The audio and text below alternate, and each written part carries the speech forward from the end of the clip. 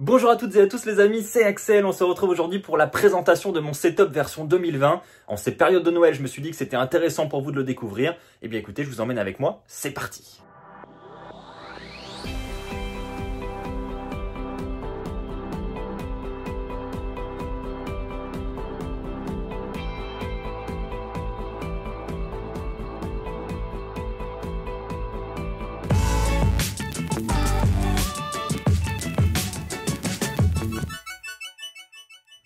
Voilà les amis, on y est, donc je vous présente le setup. Honnêtement, je suis vraiment content de ce setup, il a quand même bien progressé cette année. C'est pour ça que je vais vous le faire découvrir dès maintenant. C'est parti, on va commencer déjà avec le PC. Alors les amis, pour le PC, on est donc sur un iMac de 27 pouces, donc écran 5K. Ils ont vraiment des écrans magnifiques. On est sur 64 Go de RAM avec une carte Radeon Pro 588 Go. Et côté processeur, on est sur un Intel Core i7 avec 4 cœurs.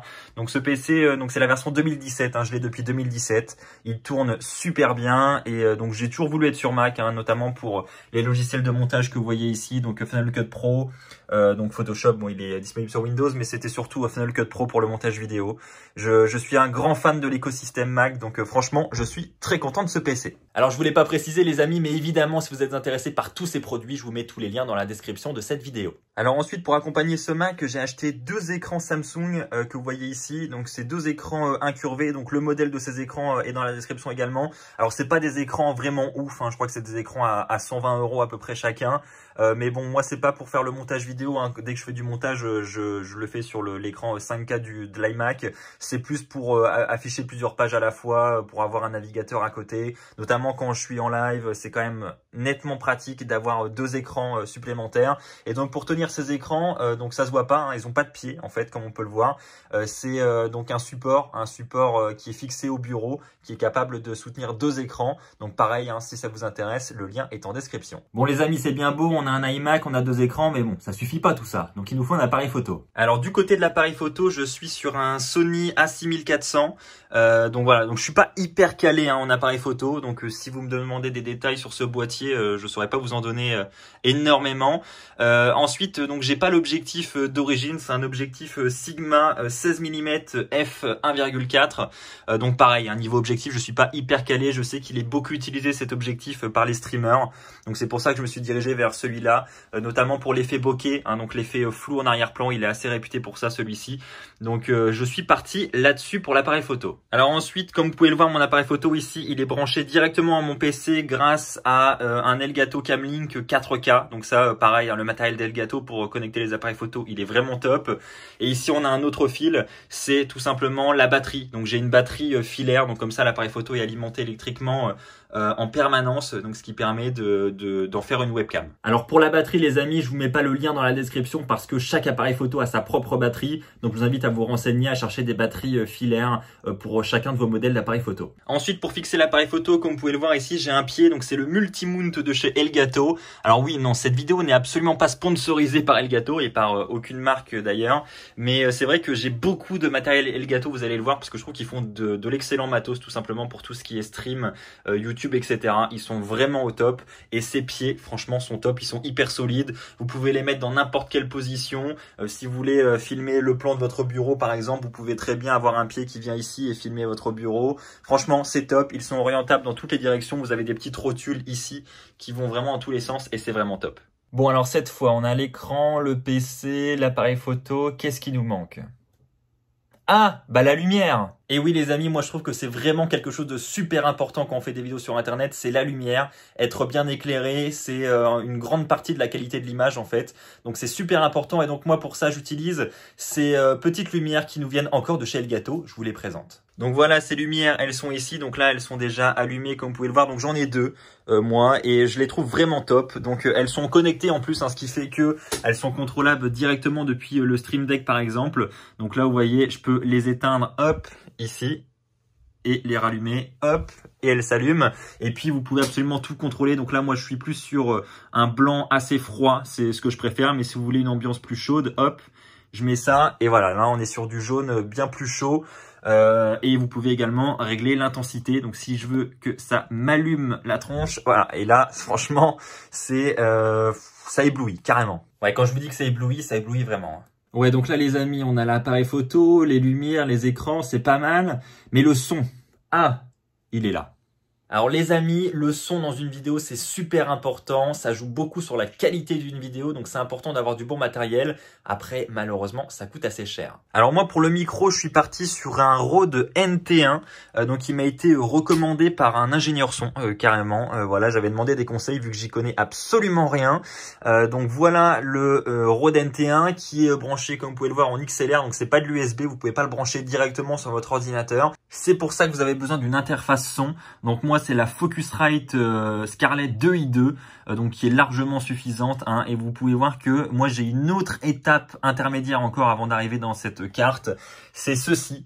Donc là pareil, c'est un outil qui nous vient de Behringer, donc c'est le XR12 qui permet en gros de faire un tas de traitements sur le son en version hardware et non pas software, donc pas en version logicielle. Donc ça permet entre autres de supprimer tout ce qui est bruit de fond. Vous avez un noise gate, vous avez également, vous pouvez, c'est avec ça que je fais notamment l'effet voix de radio. Bref, vous pouvez vraiment transformer votre voix avec cet appareil. Par contre, il faut vraiment connaître, quoi. C'est vraiment hyper complexe. C'est pour ça que moi, j'ai fait appel à un ingénieur du son qui me l'a complètement configuré comme je le voulais. Et donc ensuite, donc le son passe d'abord dans ce matériel et ensuite il est redirigé vers cette Focusrite qui est branchée en USB type C sur mon ordinateur, ce qui permet ensuite de récupérer le son directement sur OBS, sur tous les logiciels que vous souhaitez. Donc c'est vraiment du matériel qui coûte assez cher, mais par contre au niveau rendu, après on est sur le top du top quand même. Voilà, donc là je vous fais un petit test avec ma caméra, comme ça vous pouvez voir un petit peu l'image avec notamment l'arrière-plan, donc comme je vous ai dit avec le flou. Et puis le micro, donc le voici, donc vous voyez si je me rapproche ici, donc on a vraiment l'impression qu'il y a un effet radio. Donc ça peut se régler aussi, hein, si je veux que l'effet radio soit plus prononcé, je peux le régler. Là je l'ai un petit peu diminué pour que ce soit pas trop dérangeant non plus. Mais voilà, j'aime bien cet effet, j'aime bien la voix que ça produit. Et oui les amis, je vous vois venir en plus, je sais ce que vous allez me dire. Vous allez me dire, voilà, derrière toi, voilà, regarde comment c'est le bordel. Oui, c'est le bordel derrière moi parce que j'ai tout déballé pour cette vidéo. Voilà, hein, donc c'est tout. C'est simplement pour ça. Sinon, c'est tout le temps rangé. Tout le temps. Ouais, bon, c'est faux, mais bon, quand même. Alors le pied de micro, je voulais pas présenter aussi, je le trouve assez top. C'est le Blue Compass, donc voilà, c'est pareil, c'est un pied de micro qui coûte assez cher, mais je trouve qu'il est assez propre, hein, il rend assez bien dans le setup. Voilà, on peut ranger les câbles directement, comme vous pouvez le voir, il y a des attaches et tout d'intégrer. Il est vraiment top, donc moi je vous le recommande, franchement, le pied de micro, je le trouve vraiment excellent. Alors ça, je vous l'ai déjà présenté rapidement tout à l'heure pour la lumière, mais voilà, donc c'est un petit Stream Deck qui permet notamment quand on est en direct, comme vous pouvez le voir, hop, d'avoir plusieurs scènes et vous pouvez contrôler votre OBS directement avec ça. Donc ça, je passe pas énormément de temps dessus, je pense que vous connaissez et on peut faire énormément de choses. Vous voyez, donc moi là j'ai donc là l'utilisation de mon processeur qui s'affiche ici. Donc si je veux partir en direct, j'ai juste à appuyer sur ce bouton. On peut voir ici toutes mes scènes de qui veut gagner des millions, comment je contrôle tout ça en direct. Donc pour ceux qui connaissent mon émission que je réalise en direct. Ici pour envoyer des messages directement sur le chat YouTube avec un seul bouton. Donc là c'est pour contrôler les spots, je vous ai fait voir tout à l'heure. Et ici vous voyez donc je sais pas si vous avez remarqué, j'ai des lumières en fond et donc rien qu'avec ça, je peux par exemple changer pour du jaune et du vert par exemple, hop, et donc vous voyez que ici c'est devenu jaune et ici c'est devenu vert. Si je veux tout remettre en blanc, j'appuie sur blanc, hop, le fond est blanc. Enfin bref, vous pouvez faire énormément de choses. Donc pour ceux qui se demandent quelles sont les lumières derrière, donc vous pouvez les apercevoir ici. Donc c'est tout simplement la marque Philips, c'est des Philips Hue, donc lumière connectée, et je trouve que ça fait vraiment une ambiance vraiment top. Donc on peut évidemment tout configurer depuis son téléphone, on peut choisir toutes les couleurs qu'on veut, on peut mettre l'ambiance qu'on veut, et moi je trouve que c'est un assez beau rendu et je trouve que c'est important également d'avoir une petite ambiance colorée derrière son setup lorsqu'on travaille. Voilà, ça met un peu de gaieté et perso j'aime beaucoup. Donc là les amis, on va passer à ce type de matériel. Donc là c'est tout simplement un Elgato HD60S Plus qui permet de capturer toutes les consoles de votre choix pour ensuite faire du stream. Donc c'est très connu encore une fois, donc c'est encore du Elgato. Donc ça marche avec du HDMI, c'est vraiment top, c'est super simple d'utilisation, c'est ça qui est vraiment top pour le coup. Donc ça c'est pareil, c'est vraiment du bon matériel, je vous recommande vraiment Elgato pour tout ce qui est acquisition vidéo, ils sont vraiment au top. Alors je tiens aussi à vous montrer ce type de matériel. Donc là on est sur Akai, donc sur l'APC Mini, qui permet un peu comme le Stream Deck, mais d'avoir beaucoup plus de scènes pour le coup et de pouvoir maîtriser également tout ce qui est son comme ça. Donc c'est du matériel qui coûte pas très cher et qui peut être aussi très pratique. Alors je sais pas s'il est compatible avec OBS, je l'ai jamais utilisé avec OBS. Par contre je sais qu'il est compatible avec Wirecast parce que j'utilise aussi Wirecast pour certaines diffusions. Et donc je sais qu'il est très utile. Donc vous avez plusieurs couleurs possibles. Il y a du rouge, il y a du jaune, il y a du vert. Enfin voilà. Alors vous pouvez pas comme le Stream Deck afficher des logos etc. sur les boutons, c'est simplement des couleurs, mais c'est déjà pas mal et ça permet comme je l'ai dit de gérer une multitude de scènes et pour ça il est assez top. Alors au niveau du casque, on est sur un DT 990 Pro. Alors celui-là il est vraiment connu, hein. Il est utilisé par de nombreux streamers, nombreux youtubeurs, mais c'est vrai qu'il est vraiment hyper confortable et ça c'est très important pour un casque, hein. On peut le supporter vraiment pendant longtemps sans problème, ça c'est vraiment top et puis en plus il a une qualité vraiment pas mal. Donc c'est un casque avec un bon rapport qualité-prix je trouve, il est vraiment top, je vous le recommande. Alors là pour le coup on est plus sur du matériel que je vais emmener avec moi en voyage, que je vais emmener lorsque je vais faire des interviews etc. Donc on est sur le Zoom H6 donc qui permet d'enregistrer du son notamment en XLR, donc ça c'est vraiment top, il est vraiment génial celui-ci pour le coup. Donc on a les barres de son également avec un écran pour contrôler. On a également une sortie son pour notamment brancher un casque. On a plusieurs embouts. Donc moi j'utilise celui-là et franchement il est hyper sensible. Donc ça peut être super pratique lorsqu'on va faire des enregistrements de choses vraiment très précises. Et puis ensuite, donc moi je l'utilise avec ce micro Reporter, donc qui pour le coup est donc il s'appelle comme ça, c'est un Rode Reporter. Alors voilà, donc on peut voir la marque ici. Donc pareil, il se branche en XLR et donc moi j'ai ajouté un cube avec le logo de la chaîne.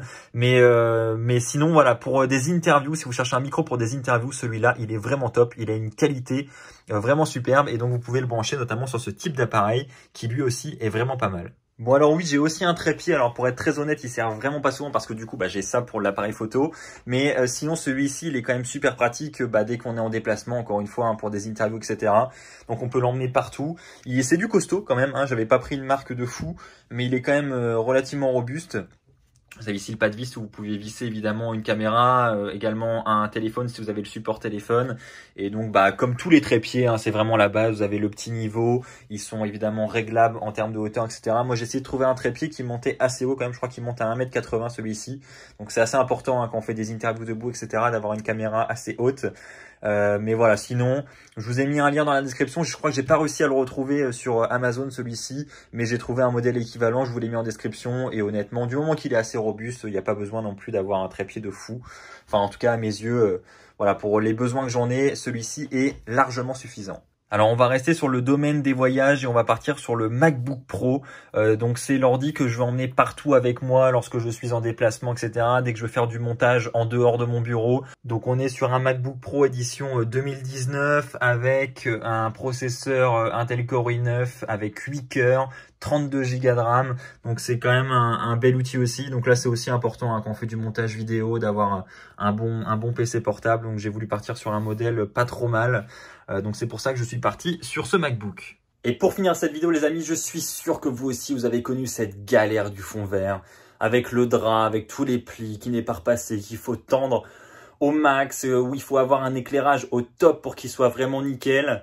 Et ben voilà, ça c'est vraiment fini cette galère maintenant. Je vais vous présenter vraiment moi ce qui m'a sauvé la vie pour du fond vert. Quand j'ai trouvé ça, franchement c'est vraiment le top. Regardez. Hop, vous ouvrez la tâche, vous ouvrez le capot. Vous avez une poignée, vous levez la poignée. Tadam, et vous avez votre fond vert. C'est pas méga pratique ça, en vrai? Alors du coup, encore une fois, c'est pas un placement de produit, mais c'est un fond vert qui nous vient de chez Elgato. Il est vraiment au top avec un système de vérin, etc. Il est très facile à déployer. Hop, vous voyez là, j'appuie, clac, bim, hop, et il est rangé. Vous n'avez plus qu'à ranger la poignée, fermer le capot et hop, vous avez un fond vert qui prend absolument pas de place. Encore une fois, marque Elgato. Les amis, je suis au montage et je me rends compte que j'ai oublié de vous dire avec quoi j'étais en train de filmer cette vidéo, parce que c'est vrai que du coup j'ai pas utilisé l'appareil photo parce que j'avais plein de trucs à vous montrer un peu partout.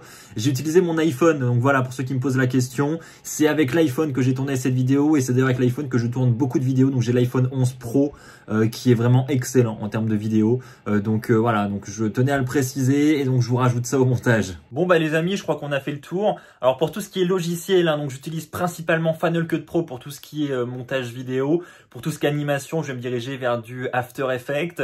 Et puis ensuite, pour l'enregistrement du son, j'utilise beaucoup Audacity. Hein, quand je veux faire un petit peu de traitement sur le son, c'est ce que j'utilise. Et puis, c'est tout. Hein, principalement, ce sont les logiciels que j'utilise pour le montage. Donc voilà, c'est ainsi que va s'achever cette vidéo setup. J'espère qu'elle vous aura plu. Encore une fois, vous avez toutes les informations dans la description avec tous les liens si ça vous intéresse. Merci à tous. N'oubliez pas de vous abonner. Hein, c'est très important pour soutenir cette nouvelle chaîne YouTube. Si vous voulez d'autres vidéos, hein, voilà, ça va vraiment être la chaîne divertissement où on va vous proposer de tout et n'importe quoi en fait sur cette chaîne. Hein, donc n'hésitez pas à vous abonner. On va essayer de vous divertir au maximum. Allez les amis, on se retrouve très vite. D'ici là, portez-vous bien. Allez, bye tout le monde.